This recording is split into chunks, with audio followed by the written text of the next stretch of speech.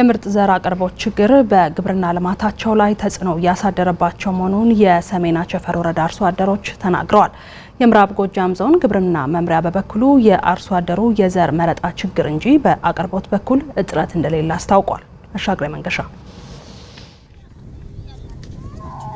ለግብርና ልማት እድገት አዳዲስ የግብርና ቴክኖሎጂዎችን መጠቀም ግድ ይላል። ከግብርና ቴክኖሎጂዎች መካከልም ግብዓትና ምርጥ ዘር ይጠቀሳሉ። የሰሜን አቸፈር ወረዳ አርሶ አደሮች በዘንድሮው የመኸር ሰብል ልማት የምርጥ ዘር አቅርቦት ችግር የሰብል ልማቱን እየተፈታተነው መሆኑን ይናገራሉ። ምርጥ ዘር የሚባል ማንፈልገው ነው የሚያመጡት። ይሄን አምጡ ስንል ማንፈልገው ነው ያመጡት። ያኛውን ደግሞ በእንትን ተካፈልን በመለኪያ ለ50 ቡድናችን በቡድን ነው ለ50 ተካፍለናል። ለ50 አንዲቷን ከረጢት ለ50 ተካፍለናል። በቂ አይደለም ማለት ነው። አንዲት ብርጭቆ ደረሰችኝ። አንዲት ብርጭቆ ነው አሁን የደረሰችኝ። ይሄ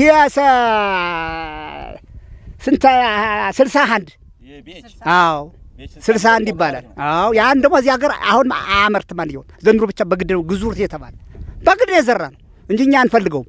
60 ነው የምንፈልገው የነበረ ምርጥ ዘር አንዲት ጎማ ነው ያገኘን። ይሄ ሊሙ የሚባል ማሽላ ማለት አንዲት ጎማች ቢያንስ እችን ያህል አታስጥልም። የበቆሎ ምርጥ ዘር በወቅቱ ባይቀርብም ለቀጣይ የጤፍና የስንዴ ምርጥ ዘር እንዲመጣላቸውም ጠይቀዋል አርሶ አደሮቹ። ስንዴ የለም አንድያውን ጤፍም ገና ይመጣ ነው ዝም ብሎ የሚሉን እንጂ ሌላ ይመጣ ነገር የለም። ለጤፍ ለዳጉሳ ቢደርስልን እኛ በጣም መንግስትን መጠየቅ እንችላለን። በሰሜን አቸፈር ወረዳ 8000 ኩንታል የበቆሎ ምርጥ ዘር እቅድ ቢያዝም የቀረበው 800 ኩንታል ብቻ ነው። የመጣው የበቆሎ ዘርም ከአካባቢው የአየር ጸባይ ጋር ተፈላጊ ያልሆነ ነው ሲሉ የወረዳው ግብርና ጽሕፈት ቤት ኃላፊ አቶ ንጉስ አለነ ገልጸዋል። በእጥረት ደረጃ በተለይ ሊሙ ዘር እጥረት አለ። ወደ 8000 ኩንታል አካባቢ ነው ያቀርነው። ይቀርባል ተብሎ በዞን ደረጃ የተረጋገጠልን 800 ኩንታል አካባቢ ነው። ይሄ በተለይ የበቆሎ አምራች ከመሆኑ አንጻር በከፍተኛ ሽፋን ሊሙ ዘር ምቹ ነው በአየር ንብረትም በተስማሚነቱ። በዋናነት በጥረት ደረጃ ግን የሊሙ ዘር ጥረት ከፍተኛ ጫጫታ ፈጥሯል። የመጣችውን ደግሞ ፍትሃዊ በሆነ መንገድ ለማሰራጨት ጥረት እያደረግን የምንገኝ ማለት ነው። ከበቆሎ ውጪ ሌሎች ምርጥ ዘሮችን 3400 ኩንታል ያቀዱ ሲሆን ይህ ዜና እስከተጠናቀረበት ጊዜ ድረስ ግን ቀጣይ የሚዘራ ምርጥ ዘር አልገባም ብለዋል። ሌሎች ዝርያዎችም ይቀርባል የተባለው 3400 አካባቢ ኩንታል ነው። ከዛ ውስጥ ሙሉ በሙሉ ያልቀረበበት አግባብ አለ። ይሄ የሚወሰነው ምንድነው?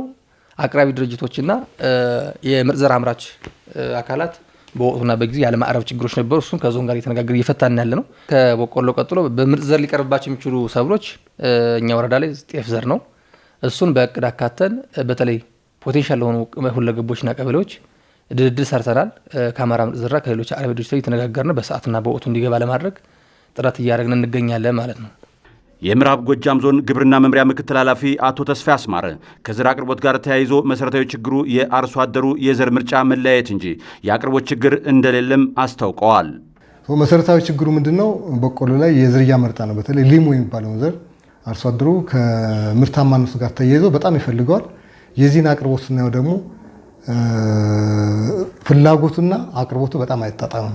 መሰረታዊ ችግር የሆነው እዛ አካባቢ ነው እንጂ በጥቅል በአቅርቦት ደረጃ በምናይበት ጊዜ እስካሁን ባለው ወደ 45000 ኩንታል አካባቢ ተመድቧል። ወደ 44582 ኩንታል ቀርቧል። ስርጭቱን ስናየው ወደ 39000 ወይም 89% አካባቢ ነው የሚያሳየው።